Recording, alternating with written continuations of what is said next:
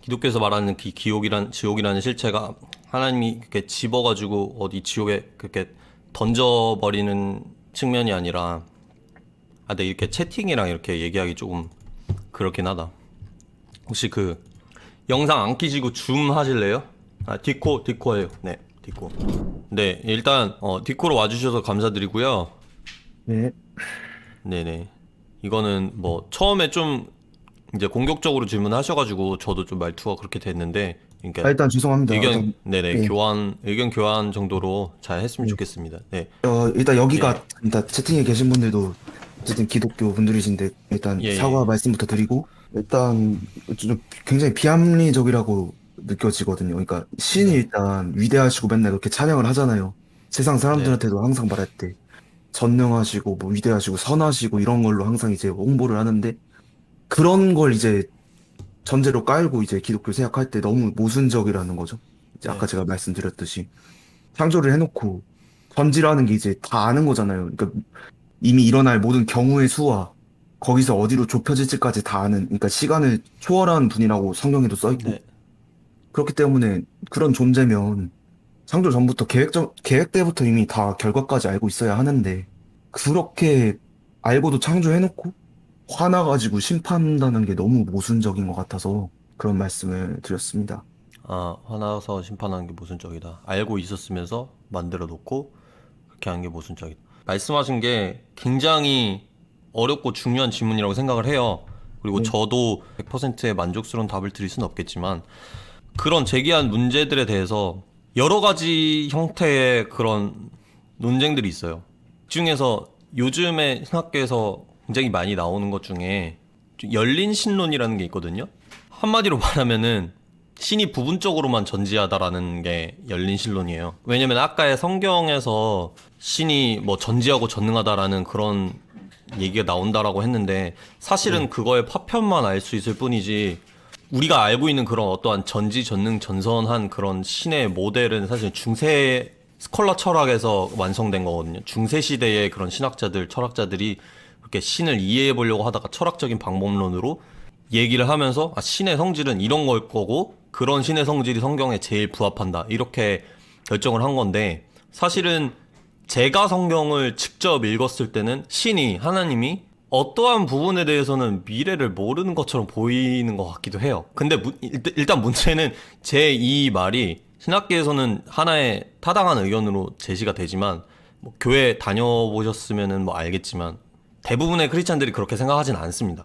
대부분의 경우 말씀하신 것처럼 어떠한 그런 모순점이라고 볼 수 있는 부분들을 크게 사실은 궁금해하지도 않죠. 크게 궁금해하지도 않고 그걸 모순을 좋아하려고 생각하지도 않는데, 학계에서는 그러한 노력들이 있다는 거. 또 그런 게 있고, 좀 더 고전적으로 말하자면은 또 자유주의에 대한 이야기들이 있는데, 왜냐면 아까 신이 사랑을 한다라고 말씀을 했잖아요.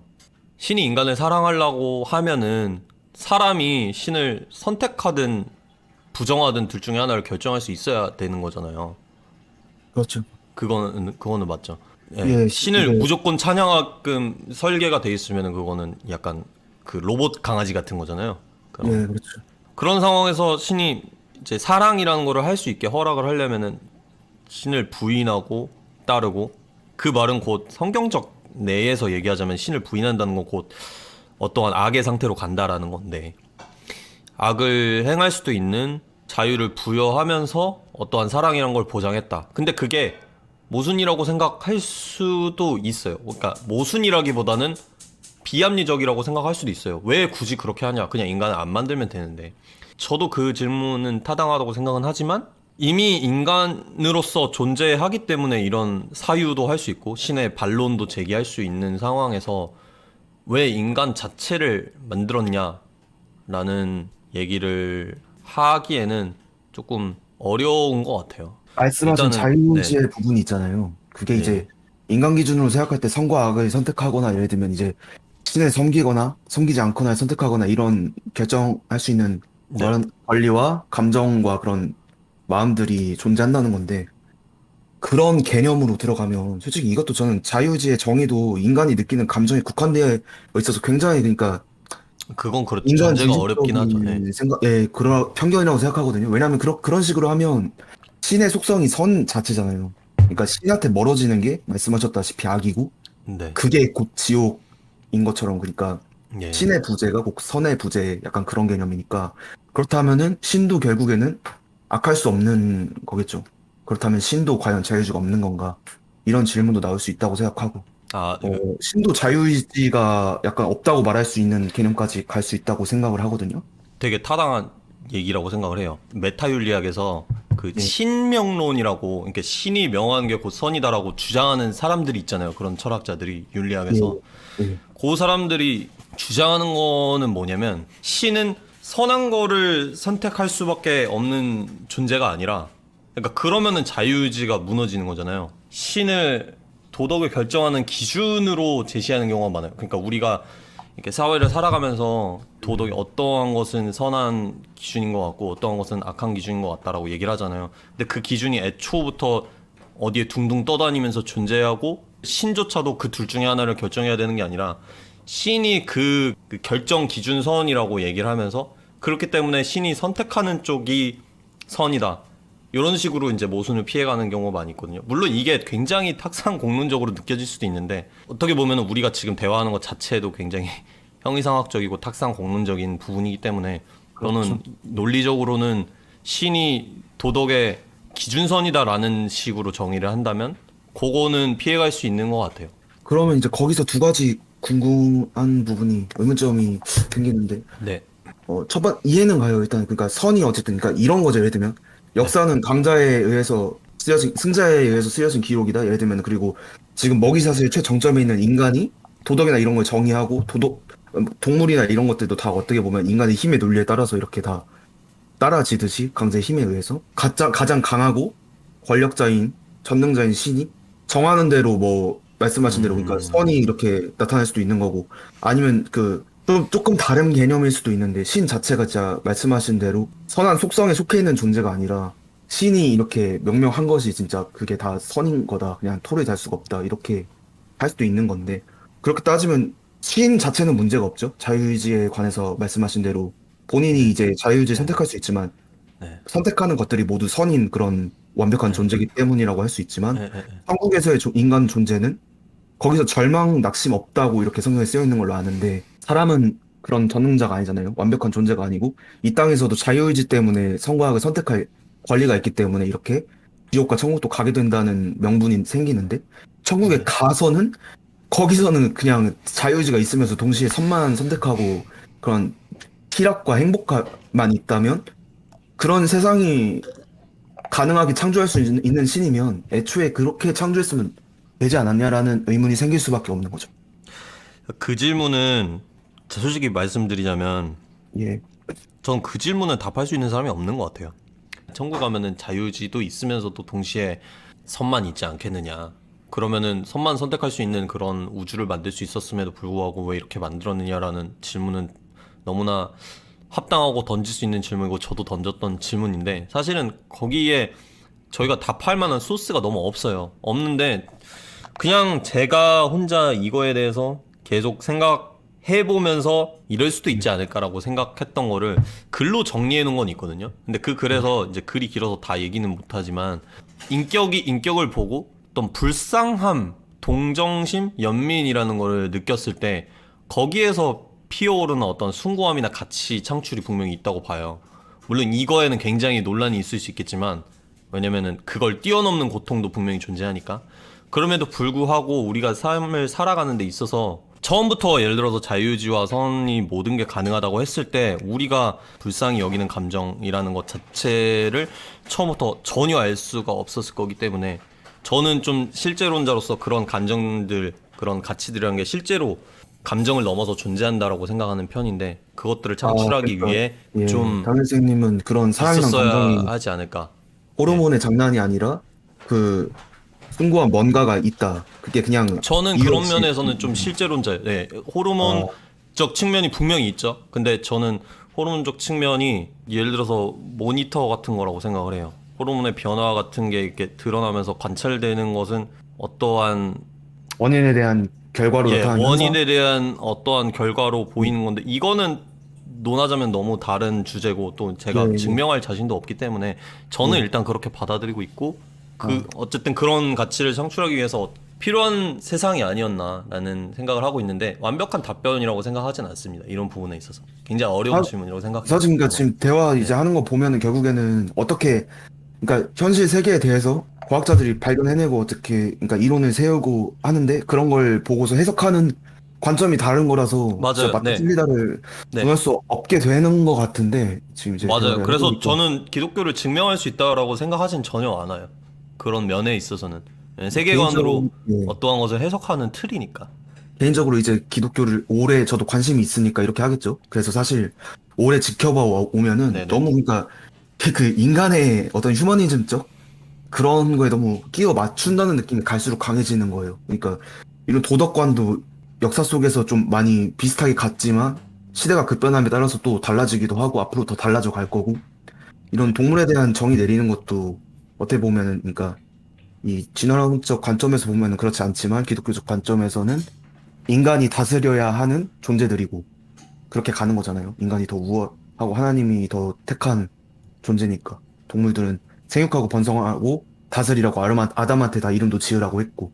그러니까 그런 관점들이 다 기독교에서는 인간 중심적이고 어떻게 보면 그러니까 신을 전능하다고 하지만 그게 다 인간의 어떤 스토리텔링 그리고 행복과 어떤 영혼과 그런 안정감을 위해서 하나의 신을 그냥 만들어 놓고 거기서 위안을 얻는다는 느낌이 너무 강하게 들더라고요. 그런 솔직히 존재하는 세상에서 너무 그런 법칙들이 냉정하잖아요, 사실. 그 공장에서 막 팔 이렇게 갈려서 완전 죽기도 하고 우리가 이제 국가에서 막아놔서 접할 수는 없지만 실제로 살인 사건들이 일어나거나 그런 막 장기들이 터져 죽고 온갖 잔혹한 고어적인 장면들을 보면 똑같이 사람이기 때문에 감정적으로 이게 진짜 그 신이 창조한 이런 걸 다 예상하고도 창조한 세상이 맞나?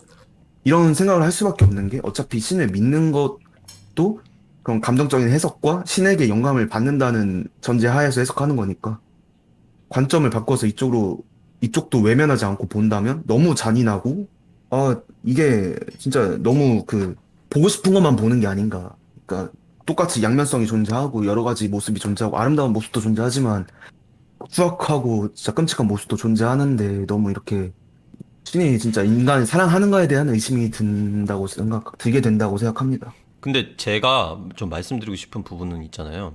예, 세상의 그런 추악함과 고통과 악과 그런 모든 것을 보고 또 신이 과연 인간을 사랑하는 게 맞는가? 또 신이 과연 정말 이 세상에 관심이나 있는가? 라는 그런 의문이 있잖아요. 더 나아가서 비난, 어떠한 신에 대한 비난, 예, 그런 것들이 무신론의 전유물이 아니에요. 그러니까 그렇죠.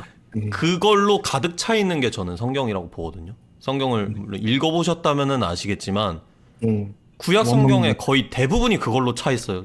신이 정말 살아있다면은 우리 살아가는 게 맞는가? 이런 일들 어떻게 일어나는가? 예, 우리는 열심히 계명 지켰는데 왜 저 바벨론 살아가고 우리는 다 국가 멸망하고 우리 왜 이렇게 됐어? 이런 것들을 어떠한 이스라엘이라는 캐릭터를 심볼이라고 해야겠죠. 어떠한 예, 역사적인 한 나라를 대표적으로 이렇게 보여주는 거라고 생각을 하는데 기독교인들조차도 왜 계속 이런 신정론적인 그런 논의들이 뱅뱅 돈다라고 생각을 하냐면 너무 구약에 국한된 그런 담론이 많은 것 같아요. 구약을 쓴 사람들조차 그러한 의문들을 가지고 이거를 쓴 건데 그렇기 때문에 예수를 보냈다라는 게 이제 기독교의 핵심이거든요. 저는 이렇게 표현을 해요. 하나님을 믿는 게 기독교가 아니다. 왜냐면 하나님을 믿는 거는 유대교도 믿고 이슬람도 믿잖아요.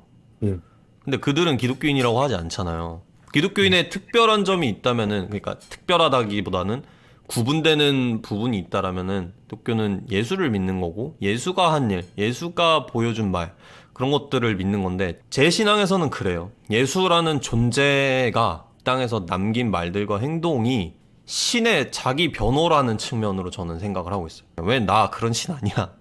너네가 생각하고 있는 거 충분히 그럴 수 있는데 나 그런 신 아니야 하고 정말 성경이 말하는 게 맞다면 인간으로 와서 보여준 것들이 그거다. 예를 들어서, 그러니까 예를 하나만 들어서 그 예수님과 제자들이 같이 가고 있었는데 예수 제자들이 뭔가를 신에 대한 관념을 오해하고 예수한테 묻는단 말이에요. 저 사람들 뭐 이렇게 자연재해 일어나가지고 죽고 억울하게 살해당한 사람들이 있는데 이 사람들 자기 죄 때문에 이렇게 된 겁니까? 하나님한테 처벌받은 겁니까? 이런 식으로 어떠한 종교 관념을 가지고 물어봤는데 예수는 그렇지 않다라고 답을 한단 말이에요. 그런 것들을 봤을 때 어떠한 신에 대한 변호적인 측면이 있어요. 예수님에게 있어서. 하나님의 그런 마음을 가장 잘 보여준다고 믿는 측면에서 예수가 곧 하나님이다라는 그런 신앙까지 발전을 한 거겠죠. 그리고 저는 그거를 믿고. 제 문제의식은 그래요. 이런 모든 담론들이 굉장히 구약적으로 맴도는 것 같아요. 근데 그거는 사실은 신무신론자들 막 21세기에 와가지고 리처드 도킨스나 그런 사람들이 제기한 게 아니라 벌써 3,500년 전에 구약이라는 성경 안에 있는 사람들이 제기하던 질문들이고 굉장히 의미 있고 어려운 질문들이거든요. 그래서 물론 뭐 100%다 이해되거나 뭐 모순점을 해결했기 때문에 믿는 건 아니지만 이거를 무작정 비합리적인데 왜 퍼뜨리냐라고 얘기하려면은 방금 인간 중심적 관점에서 본다라고 했잖아요, 기독교가. 근데 휴머니즘적 관점에서 본다고 하는데 저는 그 휴머니즘 관점 자체에도 똑같이 그런 비판을 의문을 제기할 수 있다고 보거든요. 근데 대부분의 사람들이 그런 인권 개념이나 아니면은 인간이기 때문에 보장받아야 할 권리 같은 것들을 당연시하고 살아가고 있고 또 그게 맞다라고 생각하고 살아가고 있는데 사실은 그것들도 굉장히 모순적이고 말씀하신 대로 정말 순수하게 진화론적 측면에 보면은 돼지는 잡아먹어도 되는데 내 옆에 있는 사람은 잡아먹으면 안 되는 이유를 논리적으로 제시할 방법은 없거든요. 그럼에도 불구하고 많은 사람이 아니라 거의 대부분의 사람들이 거기에 대해서 어떠한 동의를 하고 있고 하다못해 저는 비건들도 마찬가지라고 봐요. 비건들이 자기 양심에 따라서 뭐 돼지고기나 소고기를 먹지 않을 수는 있지만 그들조차 사람이기 때문에 살해자랑 돼지 도축자를 똑같이 미워하진 않거든요. 분명히 사람을 살해하는 사람한테 훨씬 큰 분노를 느껴요. 그들도. 그러니까 사람이라서 어쩔 수 없는 것 같아요. 근데 그런 측면에서 봤을 때 그런 인권 개념 자체도 굉장히 증명될 수 없고 어떠한 모순적인 부분이 있는데 그냥 신뢰하고 믿고 가는 거잖아요. 인간이기 때문에. 그렇죠. 물론 그런 인간 중심적 관념 자체도 완전히 틀렸다라고 얘기하는 사람에게는 저는 그런 분들은 많이 만나보진 못해서 어떻게 답변을 해야 될지 모르겠지만 어쨌든 간에 대부분의 사람이 인권 개념을 소중히 여기고 이거를 당연하다고 생각한다는 전제 하에서는 그거와 신을 믿는 것 그리고 기독교적인 관점으로 뭔가를 바라보는 것 똑같이 좀 증명될 수 없지만 세상을 해석하는 틀이라고 생각을 해요. 그리고 특히 역사를 보면은 인권이라는 개념 자체가 태동한 것도 기독교에 굉장히 많은 빚을 지고 있고 그러니까 제가 말씀드리고 싶은 건 그거예요. 기독교 증명할 수는 없지만 기독교를 믿는 것 자체가 굉장히 비합리적이고 모순적이다라고 말하려면은 거의 인구의 대부분의 사람들에게도 적용될 수 있는 비판이라고 봐요. 왜 그러한 비판을 모두에게 하지 않는가. 물론 기독교인들이 유독 극성이고 막 개짓거리를 많이 해서 그럴 수도 있겠지만 저는 근본적인 차원에서는 그렇다라고 생각해요. 이게 제가 저의 의견이에요. 네, 좀 말씀하세요. 착각한 것 같아요. 죄송해요. 그러니까 담임선생님이 좀 약간 그런 강경한 분이라는 이미지가 저한테 있었나 봐요. 그러니까 그게 네네. 아닌데, 그러니까 기독교인 중에서 이제 다른 분들, 일부 분들 중에서 강하게 이렇게 예. 무조건 이 교리만 맞다. 그냥 일반 사람들 다 지옥 가고 그냥 무조건 다 이렇게 된다. 막 이런 식으로 정의 내리는 사람들 있잖아요. 거기 이렇게 일반화시킨 것 같은데, 그게 네네. 말씀하신 대로 그냥 저는 그렇게 생각해요. 말씀하신 대로 도덕적 정의도 저는 없다고 생각하거든요. 사실 인권도 없다고 생각하거든요. 그러니까 이 우리가 이렇게 신피지 발달하고 더 이렇게 원숭이에서 이렇게 더 고지능화 되면서 우리가 현상을 해석하기 때문에 도덕도 생긴 거라고 생각하고 저는 그래서 사실 그런 건 다 허상이고 그냥 법칙만이 존재할 뿐이다. 물론 이제 그 인과를 따라가다 보면 우리가 밝혀낼 수 없는 부분에선 또 그런 게 존재할 수도 있겠지만 어쨌든 현재까지 우리가 알고 있는 개념에서는 그런 건 다 허상이다라고 생각하는 중인데 그런 관점에서 따지면은 말씀하신 게 맞죠. 그 기독교뿐만 아니라 다른 모든 것들이 다 그런 모순을 가지고 있고 기본적인 공리를 깔고 가기 때문에 그렇다면은 그런 그 예. 공리가 필요하다고 생각하세요? 인간 사회가 돌아가기 위해서? 아 개인적으로 궁금해요. 굉장히 필요하다고 생각해요. 왜냐면 제가 지금 이렇게 지금 민폐를 네. 끼치고 제가 공격적으로 말씀드린 이유도 아니, 사실, 괜찮습니다. 네. 예, 사실 가장 깊은 곳에서는 제가 그런 공리가 흔들렸기 때문에 지금 이런 상태인 거거든요. 이렇게 오히려 속에선 사실 야, 나 지금 좀 약간 기독교 긴가민가 궁금한데 네가 증명해봐. 약간 이런 심리도 있는 네. 거거든요. 그런 거에 제가 가장 심하게 흔들리는 사람으로서 인간한테 뭔가 네. 믿음이나 어떤 공리적인 그런 어떤 약속의 전제가 없이 살아간다는 자체가 너무 이 안정감이 없고 흔들릴 수밖에 없다. 음. 그래서 오히려 이런 본능이 너무 크기 때문에 음. 인간들은 뭐든지, 그러니까 답을 정할 수 없는 문제들에도 답을 믿으려고 하죠. 정하고, 예, 뭔가 이렇게 정의를 내린다. 이렇게 생각해요. 근데 음. 이거를 그냥 그건 다 틀렸어. 우리는 지금 정의 내릴 수 없어. 아무것도 몰라. 이렇게 하고 살아가기에는 인생이 너무 불안하다는 거죠. 그래서 저는 지금 그런 상태예요. 제 상태가 그러니까 정의 내릴 수 없는 불안한 상태. 제가 기독교를 믿는 이유에도 사실은 그런 측면이 전혀 없다고 얘기할 수 없겠죠. 왜냐면 100%알 수 없으니까. 아마 그렇게 엄청나게 강경하게 이렇게 얘기하는 분들은 이게 100% 맞다라고 확신을 가지고 있을 거예요. 근데 네. 그 100%의 확신이 굉장히 사람을 공격적으로 만들 수도 있다라고 생각은 하거든요. 그런 면에서는 정말 말씀하신 대로 공리라는 것을 어쨌든 간에 믿어야 우리가 살 수 있는 부분이 많은데 네. 당장 사실은 돼지를 넘어서서 정말 모기를 죽이는 것과 사람을 죽이는 것에 아무 차이가 없다라는 것을 받아들인 상태로 살 수가 없잖아요, 우리가. 그렇죠. 그렇게 사회가 돌아갈 수도 없고 그런 네. 면에서 필요하니까 믿는 부분도 분명히 있는 것 같아요. 근데 그런 공리들의 기원, 그런 공리들의 뿌리로 갔을 때 왜 우리는 이런 것들을 믿고 있고 이것이 사회의 근간이 되어주는가로 했을 때 어떤 분들은 크게 우리의 인간이고 인간 종의 합이니까라고 결론 내릴 수도 있고 저는 네. 거기에 좀 반대를 하면서 여러 가지 이유로 네. 어 거기에 신을 상정하는 것이 좀 더 합리적으로 설명할 수 있지 않나라는 믿음을 갖고 있는 거고 그런 면에서 기독교라는 것이 인간의 그런 불안한 그 상태, 공리를 믿지 않고 어떠한 것을 믿지 않는 상태에서 답을 주면서 답을 넘어서서 정말 그 신의 사랑을 베풀면서 그 안에서 좀 안정을 찾을 수 있게 해주고 그 안정을 찾을 수 있기 때문에 믿는 건 아니지만 어쨌든 그 안에서 좀 종교적인 용어로 하자면은 숨겨져 있는 하나님을 발견할 수 있게 해주는 것 같아요. 그래서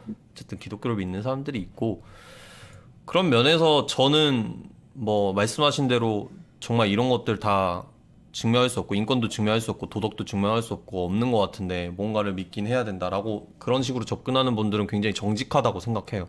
제가 생각하기에 안정직한 무신론자들은 기독교만 믿음의 측면이고 다른 건 다 사실이고 다 증명된 거다. 우리가 생각하고 있는 어떤 휴머니즘, 세속주의 이런 것들은 정말 이성적이고 합리적인데 기독교만 완전 뭐 종교만 완전 틀렸다. 그것도 이렇게 하나의, 얘기하는 경우는 굉장히 좀 예, 제가 논쟁하는 주체는 보통 그런 분들이에요. 예, 그래서 하나의 믿음인 거죠. 네, 그거 증명할 수 그렇죠. 없는데 그렇다고 정의 내리고 그냥.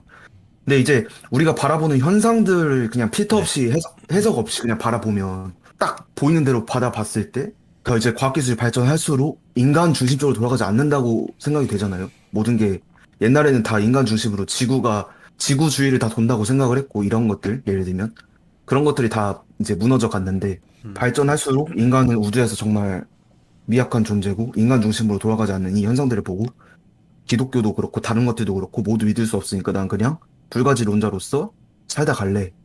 그냥 음, 너무 힘드니까. 그렇게 생각하는 사람들이 어느 날 너무 죽고 싶어서 그냥 자살을 결심했어요. 근데 모태 신앙이었던 사람이에요. 예를 들면 네, 저로 예를 들게요. 예를 들면 예, 그랬는데 그랬던 기억 때문에 그 어렸을 때 나쁘게 말하면 세뇌 그리고 네, 좋게 말하면 뭐 그 문화권에서 자랐기 때문에 갖고 있는 기본 저의 가장 기본 베이스들이 항상 저를 공격하는 거죠. 음, 이렇게 해서 그냥 편하게 죽어서 다 끝나면 좋은데 그게 아니라 사후에 지옥이 있다. 너무 고문이고 이게 오히려 그런 사람 입장에서 악마로 보이거든요. 진짜. 무신론자들이 꼭 그렇게 지옥에 가야만 하는지 그런 악이라는 전제 자체도 어떻게 보면 태어날 때부터 인간이 그걸 선택하다기보다 끌려간 측면이 더 강한데 그 가수 소양이 최근에 간증한 영상을 보면은 죄에 대한 해석이 한국 성경에서는 한글에서는 이렇게 우리가 죄를 선택한다로 돼 있지만 미국이나 뭐 아니면 히브리어 헬라어인가 아무튼 원어로 보면은 죄가 우리를 택한다. 이런 해석이라고 하더라고요. 사실은. 그런 측면에서 봤을 때 사실 우리가 마음을 열어줘서 끌려가는 걸 수도 있지만 어쨌든 좀 그 성질이 강하기 때문에 기독교에서 정의 내리는 악에 끌려가는 그게 큰데 그거만으로 지옥에 그렇게까지 가야 되는 게 기독교 신앙적으로 합당한가? 기독교에서 말하는 그 선한 신의 모습이 막 그런 걸 정의내리지 않았다면 상관없겠죠. 신의 마음이겠죠. 근데 신이 뭐 이렇게 인간을 사랑하고 긍휼히 여기고 불쌍히 여긴다고 했는데 그것과 좀 많이 이질적이다. 너무 잔인하다. 그안 믿는다는 것만으로 지옥에 보내버리는 건 그렇게 생각이 들거든요. 마지막으로 이거에 대해서 어떻게 생각하시는지 좀 한번 듣고 싶습니다. 일단 감정적으로는 다 공감을 해요. 저도 이런 의문 제기 자체가 굉장히 우리의 감정에 기초해 있는 거잖아요. 그렇죠?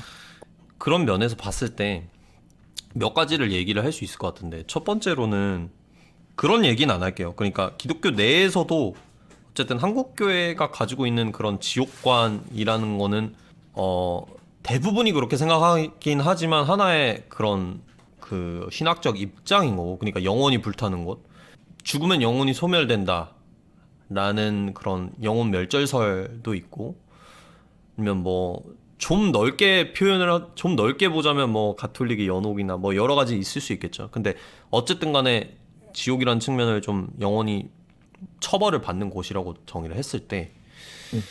믿지 않으면은 지옥에 던져버린다라고 그렇게 정의를 하잖아요. 근데 아까도 말씀하셨듯이 기독교는 오히려 그 선인 하나님으로부터 멀어지는 것, 그리고 그것으로부터 의도적으로 떨어져 있는 상태 자체를 지옥이라고 얘기를 한단 말이에요.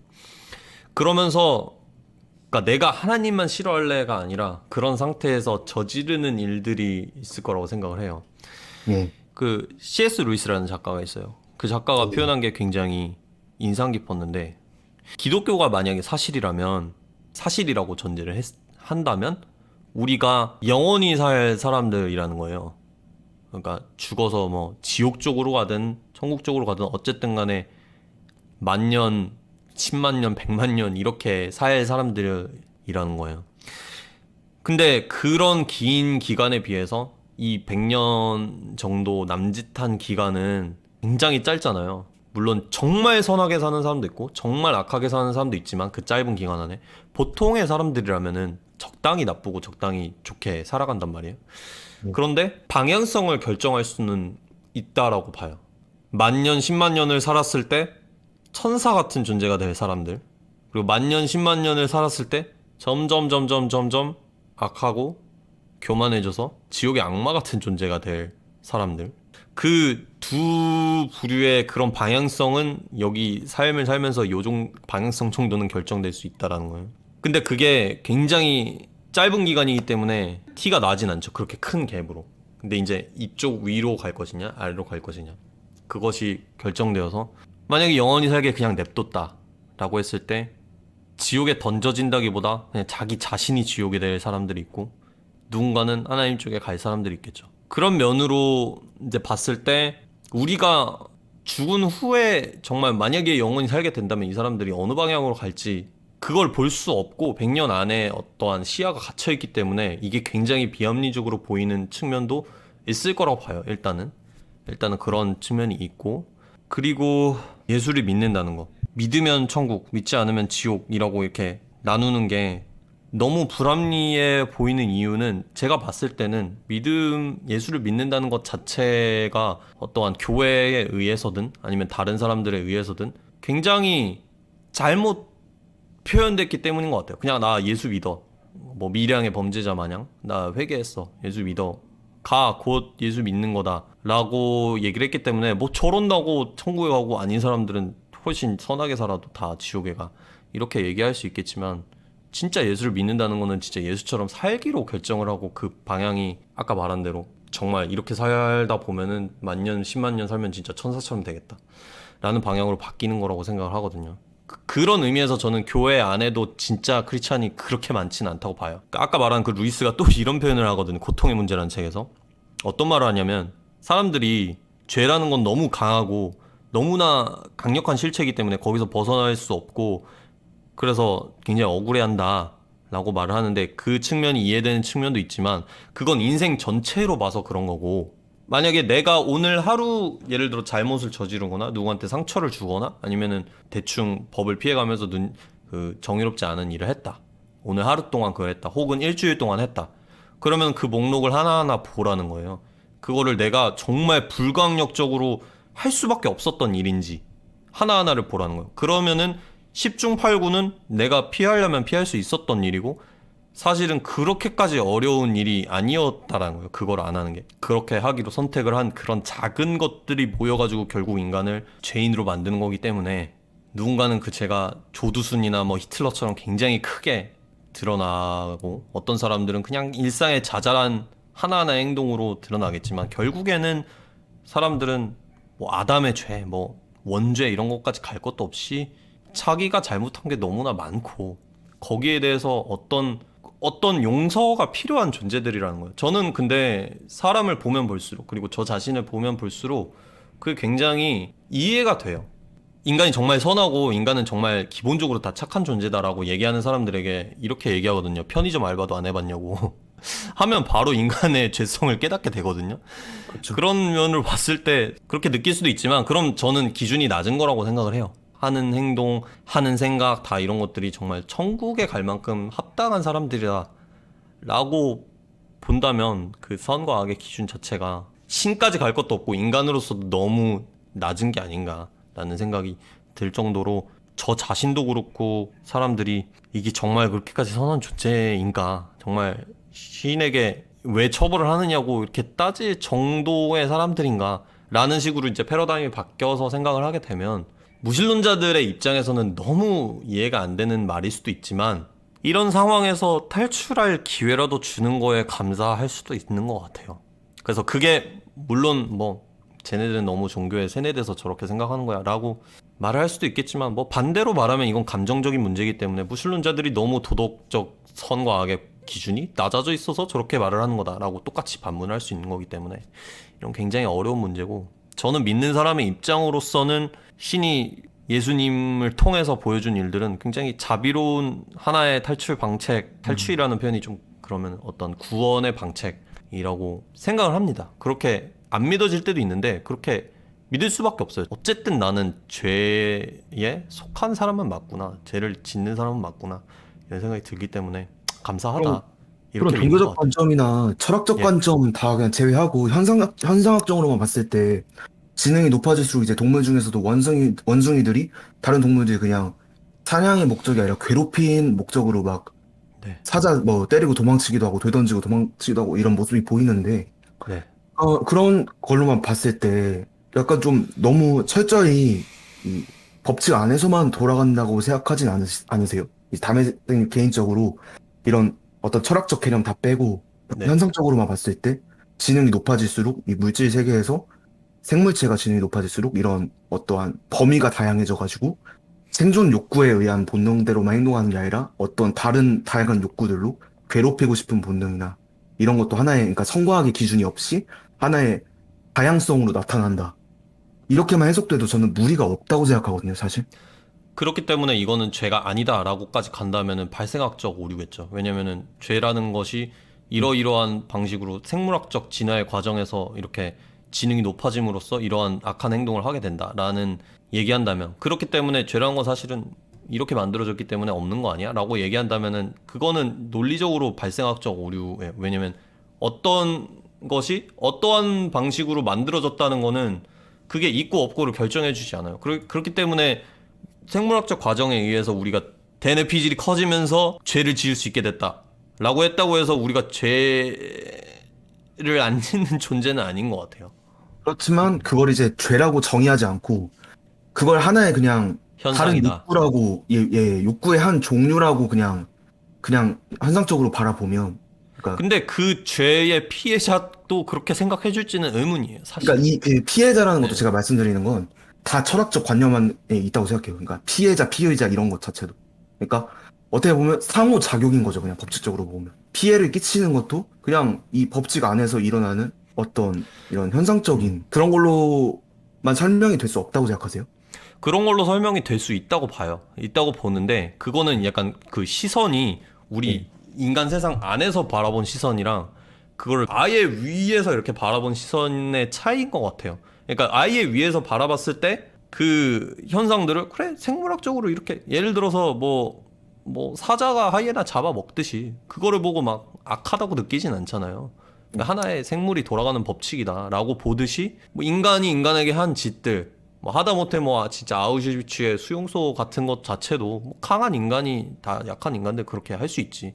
두뇌가 똑똑하다 보니까 그냥 때리는 걸 넘어서서 가스실에서 죽일 수도 있지. 이렇게 바라볼 수는 있는데 이게 그러니까 그렇게 설명을 할 수 있는데 실제로 아까 조금 실존적인 측면을 말씀하셨는데 인간이 정말 느끼고 갈망하고 어떠한 공허를 느끼는 그런 실존적인 측면을 호르몬의 장난 아니다라고 그냥 원래 그렇게 돼 있는 거다라고 얘기할 수는 있다고 봐요. 근데 할 수는 있는데 저는 그렇게 얘기하는 그 분조차 그런 관점으로 살아갈 수는 없다. 그래서 각각 개개인이 느끼는 것 그리고 인간을 바라보는 관점이 실체라고 볼 수밖에 없을 것 같아요. 우리의 도덕적 현실, 우리의 정말 윤리적 현실을 어떠한 걸로 설명을 해야 되는데 그거를 인간의 진화적 과정에서 그냥 이렇게 된 거야. 그러니까 받아들여라고 얘기를 했을 때 그걸 정말 받아들이고 살아갈 수 있다라고 한다면 저는 되게 용기 있는 선택이라고 해요. 생각을 해요. 근데 그럴 수 있는 사람이 있을까? 결국에는 뭔가 증명할 수 없는 어떠한 공리로 설명은 하긴 해야 되는 것 같아요. 그래서 많은 사람들이 인권이라는 증명할 수 없는 걸로 설명을 하고 어떤 사람들은 종교로 해석을 하고 하는 게 그런 측면이라 생각하고 정말 철저히 자연주의적 관점으로 그걸 설명이 다 되고 어쩔 수 없는 거고 받아들여야 된다라고 얘기한다면은 그것도 하나의 합리적인 설명일 수는 있겠죠. 저는 자연적인 설명만으로 모든 걸 설명할 수 있다라는 걸 예. 반증하기는 굉장히 어렵다고 봐요. 어렵지만 정말로 그렇게 생각하고 살아가는 사람들이 몇 프로나 있을까 했을 때는 저는 거의 없다고 봅니다.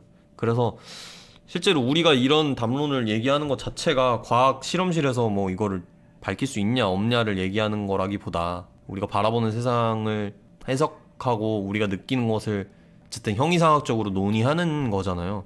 그러다 보니까 저는 아무도 그렇게 생각하지 않는 어떠한 관점에 대해서는 일단은 조금은 배제를 하고 얘기할 수밖에 없게 되는 것 같아요. 그러니까 머리로는 그렇게 생각할 수 있는데 실제로 그렇게 살아가는 사람은 없지 않나라는 생각을 하고 그런 면에서 말씀하신 측면이 굉장히 합리적인 면이 있지만 저는 바람직하지도 않고 동의하기도 조금 어렵다. 동의하는 순간 내가 인간이 아니게 될 것 같은 느낌? 그렇죠. 예, 예, 사실 그런 철저한 게 있죠. 자연주의적 네, 관점에서 보면 인간이란 자체가 자아의 문제도 그렇고 네, 네. 의미를 내 논할 수 있는 자아라는 게 사실 착각인 거잖아요. 예. 이게 논의를 하고 있는 것도 사실은 우리의 호르몬의 대결인 거잖아요. 지금 근데 제가 토론하는 것 허무스에 이제 자체가. 빠지는 게 사실 그러니까 우리가 이렇게 답을 정해서 그런 걸 이제 정의내려 하는 모습 자체가 그러니까 너무 그러니까 생존을 위해서인 것 같아서 그러니까 우리의 생존에 위협이 없고 그런 공허함을 느끼지 않고 그러니까 좀 음, 그런 상태라면 전혀 다른 모토로 돌아갈 수도 있었다고 생각해서 근데 뭐 음, 이렇게 결론 내리면 결국엔 진짜 아무것도 알 수 없다밖에 안 되기 때문에 기독교에 관한 이제 관점을 좀 듣고 싶었던 거고 이제 뭐, 결과적으로 이제 말씀 듣고 나니까 이제 그러니까 비슷하긴 해요. 그러니까 이걸 그래서 내가 그러니까 철저하게 자연주의적으로 만약에 산다고 해도 만약에 진짜 혹시 만약에 내가 이제 멍청해서 몰랐는데 알고 보니까 진짜 하나님이 계시고 그래서 결국에 내가 심판대에 선다면 그런 상상을 또 이제 안 하면 되는데 제가 그런 뻘짓거리 좀 하다 보니까 또 음, 음, 무서워지거든요. 또 그런 상상을 하면은 어떤 사람이 진짜 강력한 무신론자가 되는 것도 저는 굉장히 어려운 일인 것 같아요. 어렸을 때 어떤 종교적인 그런 걸 들었든 안 들었든 인간의 기본적인 심성 중에 하나가 종교성이 있잖아요. 어떤 초월적인 존재에 대한 두려움 같은 것도 있고 살아가려면 되게 지적인 에너지가 많이 든다고 생각하거든요. 그걸 해서 부정하는 것 자체에 에너지가 드는 게 믿는 것이 인간의 자연적 선택이 아닌가라고 생각을 하고 그런 면에서 저는 정말 자기가 말하는 대로 생각하는 대로 정말 그거에 맞춰서 살아가는 무신론자가 있다면 굉장히 어려운 일을 하고 있고 리스펙할 만한 일이다. 그런 음, 생각이 들어요.